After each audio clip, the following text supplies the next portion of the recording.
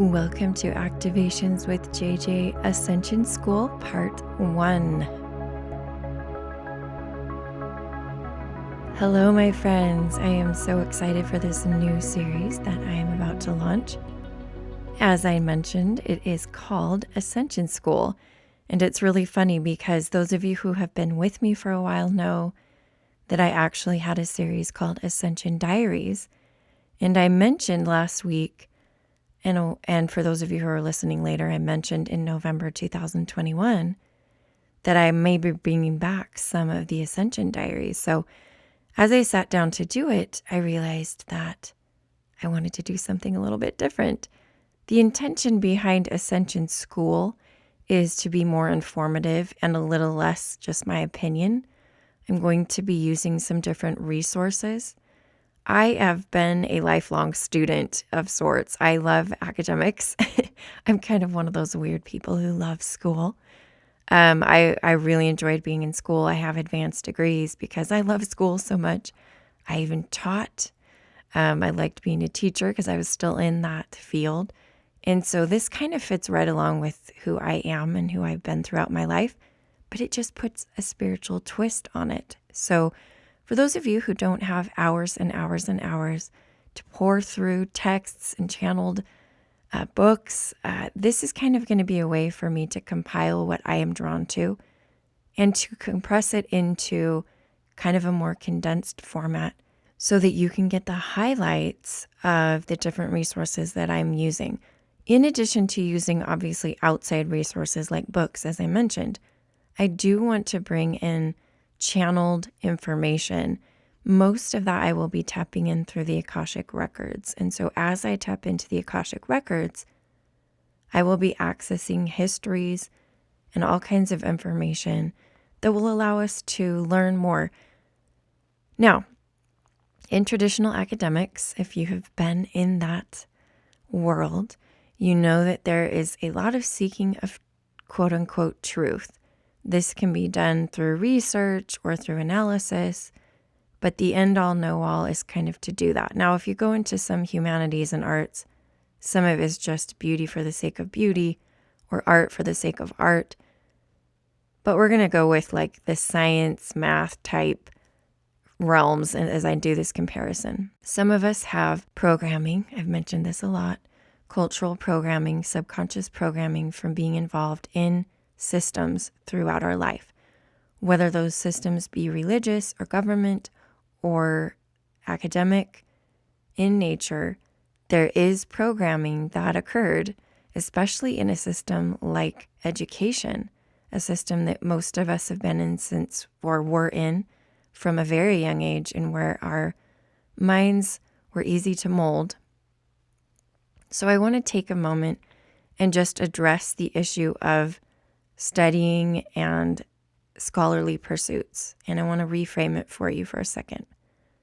I've told you this before, but just because something comes through a channeled way, whether it's me channeling something or it's a book I'm reading that was channeled, I want you to remember that you still have the right to assert your sovereignty and to use your free will to either co-create and agree with that, or even just entertain that thought. You don't have to subscribe to it wholeheartedly, but you can entertain that thought, play with it in your mind. Seeking truth is more something, I think, that's kind of in a dualistic world. Because in a dualistic world, there's truth and there's falsehood. And a lot of that is also ingrained in us from religion. But I want you to see what I am doing is more creating a banquet for you to feast from. In fact, there's an interesting blog article that I wrote a while back about a banquet and how I felt that we were being presented with a banquet to feast from. Truth is multidimensional, if that's one way maybe that you can understand it better. Truth is multidimensional. Truth is all things. And all things are truth. And I said that in an episode a couple of weeks ago.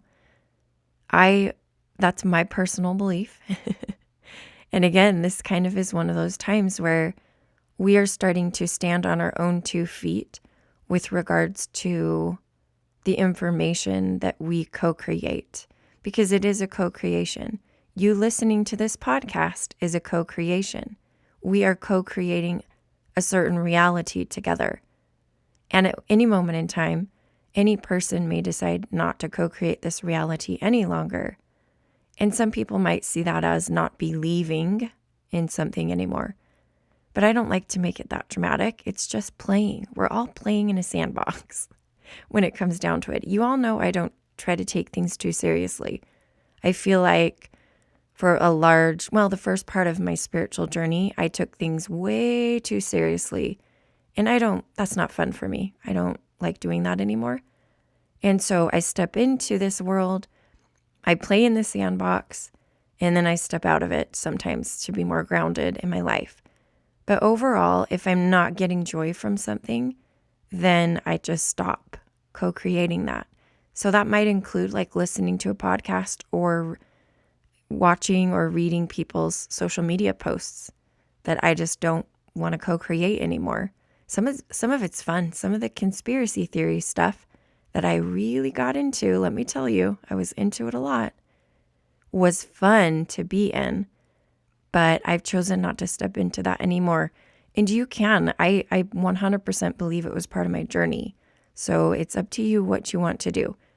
The same is to be said with my Ascension School. I don't want to make it be like I am an authority and you are the pupil that has to believe everything that I say. We're doing this together. We're equals and we're co-creating together. So these are all paint colors for you to paint with. When I present ideas, you take them and you do with them what you would like. But I hope that it's fun for you to be able to explore these ideas. And my intention with it is partly just to be fun and creative, but also to help us to undo some of the programming that we've had. And some of it you may not even realize that you have about what life is, about what we're doing here on this planet. It's to present other ideas so that we don't feel stuck in one lane. I think some of us still have so much subconscious programming that's making us feel stuck and limited.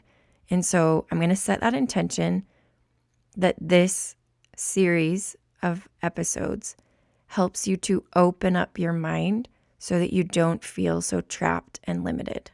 Okay? So if you want to go on this ride with me, keep listening. If not, you can listen to my other podcasts, my energy updates and things. But I want to launch this one by talking about the month of December. Most of what I do in December 2021 will be focused on upgrading DNA. And most of that will happen on the 12th of December, although I will be doing some end of month activations on the 31st and 1st of the year. I know people might be wondering why I'm not using the solstice, but that's just what I chose to do. So 12-12 was important to me because we have 12 sets of DNA, so 24 strands altogether, and I'll talk about that when I talk about this book. And immediately what popped into my mind was the 12-12, we're going to set the intention to upgrade our DNA and to activate additional strands of DNA. So what I've set up is a couple of different gatherings and some individual sessions. What those are going to look like is in the morning of 12-12, now this is in the States, so it might be different for you if you're in a different part of the world, but in the morning for the States, the activation will be guided by the Pleiadians, and it will be a Pleiadian DNA activation. Now, after that, I'm opening up the entire day to 30-minute one-on-one sessions. What am I doing in those 30-minute one-on-one sessions? Well, for those of you who did the 11-11 activations, it's a little bit different, okay? What I'm doing for those is, and you'll kind of learn a little bit about this when I read from the Sal Rochelle book here in a moment, we all have cosmic DNA. I will be reading your cosmic DNA, giving you a reading of that through channeling your higher self and the Akashic records. And the best part is I will be recording a about 5-minute light language activation that I do live for you right there and then in channel that's personalized to you. I'll be recording it, turning into a 10-minute loop, and sending you the MP3. So it is an amazing offering, the best way that I could figure out to help you upgrade your DNA. I only have a limited number of spots, so check out the links below. Sign up for these half-hour sessions. They're only 30 minutes. And then at the end of the day on 12/12, I'll be doing an Arcturian Circle of 12, which I normally do Arcturian Circle of 8. It came to me to harness the power of the 12 and do an Arcturian Circle of 12. With me, that leaves only 11 spots open. So if you want to do that, you maybe need to hop on right now and get signed up so that that doesn't fill up too fast. But I do know that who needs to be there will be there. So in addition to that, keep an eye out for something I'll be doing on the 31st and 1st. So December 31st, January 1st. I will be doing something. I'm still kind of tapping into what I want to do. I think I need to get December launched before I decide what it is, but it is going to be extremely powerful. I can feel I'm led to it. All right, let's get into the school portion of Ascension School by talking about our DNA. And in the book, Sal Rochelle's Earth Changes and Beyond, that he channeled from the founders is where I'm going to get this information. Plus, I'm going to add in my sort of thoughts about it and stop and go here. So in the book, there's a section called the 24-strand DNA model, and that's the portion I'm kind of reading from. So basically, your DNA is composed of 24 strands or 12 pairs. As I mentioned before, 12/12, the date, is significant and related to that. And as you evolve up the spiral of evolution into the higher densities, that's when the strands become activated. So if you're at 8th density, you'll have 8 pairs of DNA activated. And obviously, if you're at 3rd density, you'll have 3 activated. I actually have channeled before about myself how many strands I personally have activated. And I plan on doing that in your 30-minute one-on-one session. If you choose to book one of those, I will read your DNA to see how many strands are activated at this moment in time. What this book mentions is how important it is to go in sequence as you activate your DNA. And I completely and 100% know that. It's just like my multidimensional soul integration. I know that there's a sequence and a process for it. And Spirit has told me not to be haphazard with it because it can have some negative effects. So my intention is to make sure that we are going in sequence for you. In order to experience 12th density, the book says, you need 24 strands of DNA activated. So all 12 pairs of your DNA must be functioning fully in order to experience 12th density. And even 12th density has a form, but it's not humanoid. 7th density is the highest level of human form. And levels 8 and 9 are kind of in and out. I feel like some of us have probably seen them. It's not like a ghost, but kind of just like colors flowing around. And one thing that really stood out to me that the book says is there are techniques on your planet designed to change and mutate your DNA strands and activate all 12 pairs. We will not give a detailed analysis of the effectiveness of the methods being taught on your world, as that would require more space than we have available in this book. As with any other investigation, you need to use discernment when exploring techniques for activating dormant DNA strands. That, for me, was really interesting because, again, I feel like we need to only go as fast as our bodies will go. This is the same thing I was mentioning about soul integration. I feel like one of my sort of areas of expertise is making sure that our physical bodies are ready for what we want to do energetically. And again, it's partly because I have my experiences with having to reconcile between the spiritual and the physical and feeling like I'm always in a hurry trying to get these spiritual ascension things done, and then learning later that it's important to be deliberate, intentional, and sometimes go slowly. Moving on in the book, it says, Dear creators, the strands of DNA are either activated or they are not. If they are activated, you are creating a body that corresponds to the number of strands that are activated. And again, you guys heard me say about the numbers, 3 strands, 3rd third density, 4 strands, fourth density. The founders say, your scientists are generally only able to measure one double helix, the one for third density.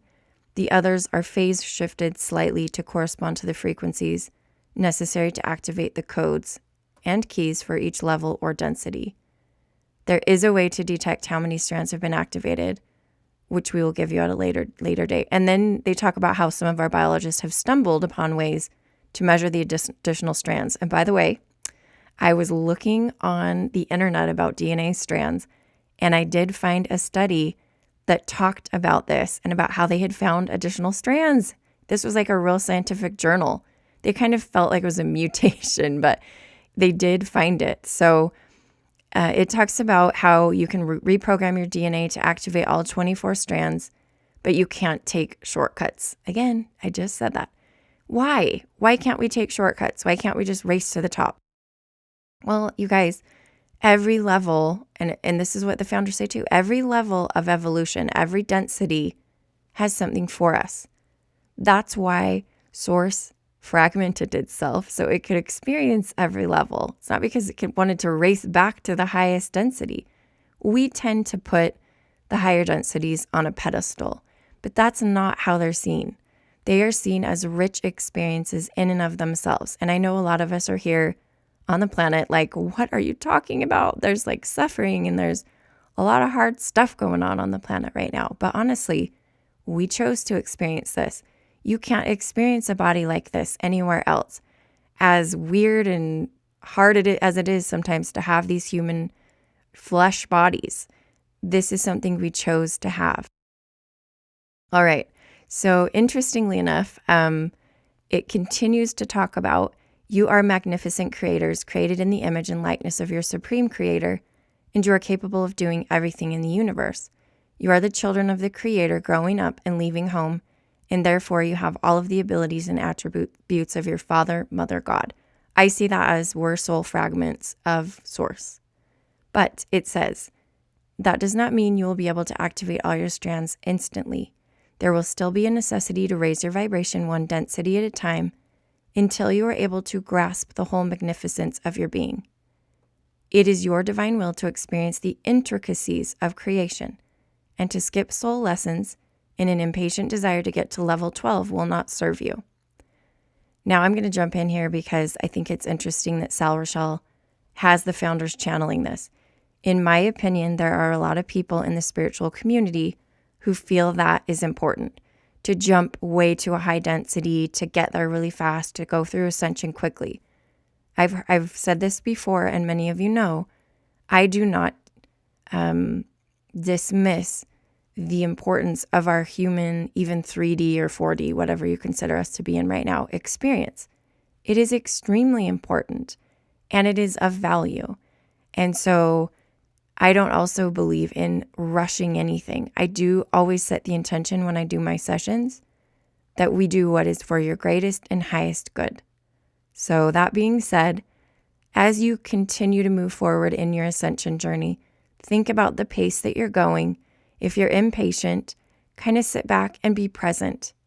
Sit back and be present. I think so for so long, when I started my journey, my awakening, I felt like I was in a race. Like I said before, I felt like I was in a race to activate my light body, activate my DNA, come into a certain realm or astral project to a certain place.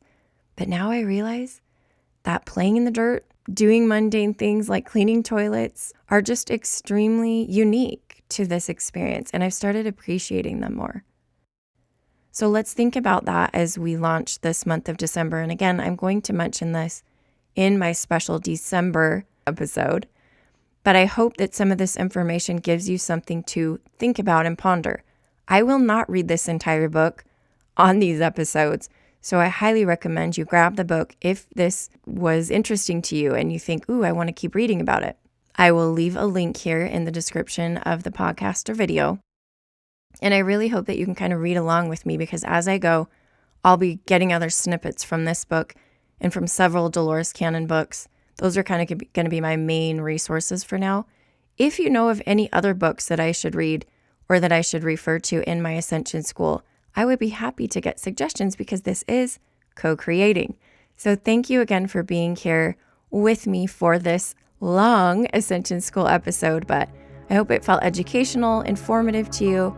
You can let this all simmer and decide where you land with it and just have fun. As always, the divine creator that I am honors the divine creator that you are. Namaste.